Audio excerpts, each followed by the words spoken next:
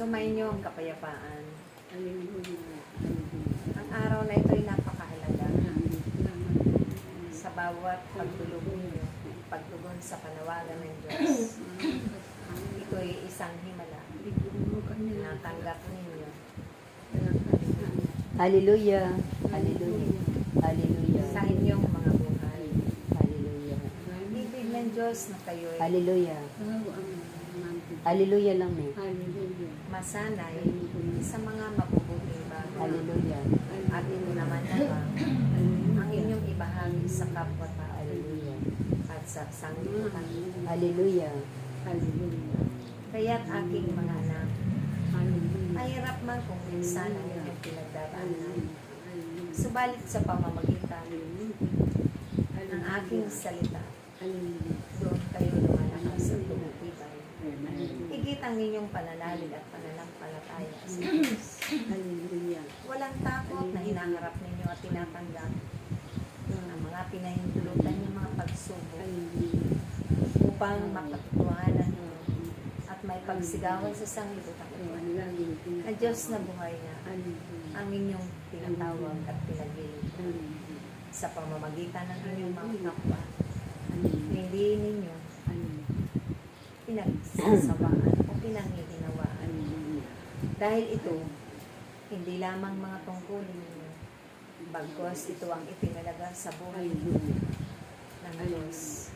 Kaya napakahalaga ninyo aking mga anak sa pamamagitan ng inyong pagsusumikap. Mag-aral sa kanyang salita. Aarapin ninyo ang bagong Jerusalem. At dito muli kayong tinipon ng Diyos upang siya ay awitan ninyo at anilangan. Magkakain ng mga matataas na papuri sa Kanya sa pamamagitan ng pagkakaisa ninyo sa bawat pigil na Kanyang ipinatakda. Sa bawat pagtitipan natin, maririnig ninyo ang aming mga tingin at ito nawa ang magiging kaligtasan ng bawat isa. Ito nawa ang magbibigay liwanag. Ito nawa ang magpupuno sa mga kakulangan ninyo sa buhay. Tulad ng karunungan at katalinuhan. At marami pang mga pang-espiritual na bagay upang kayo'y gabayan lagi sa araw-araw ng inyong mga buhay. Kaya't panatiliin ninyo ito at lagi kayong lumayo sa bawat pagtitipon na pinapagod ng Diyos. Lagi kayong tumugon sa kanya mga ipinatakda upang ganapin ninyo ng buong puso, buong pag-ibig at buong kagalakan ang mga tungkulin na pinangakuan ninyo sa kanya hanggang kayo'y naririto pa naglalakbay sa sanglibutan ito.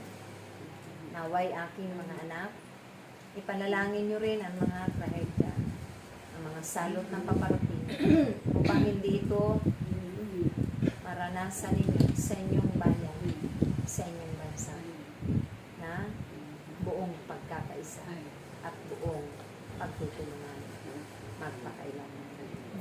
Sa ngalan ng Ama, ng Anak, ng Espiritu Santo.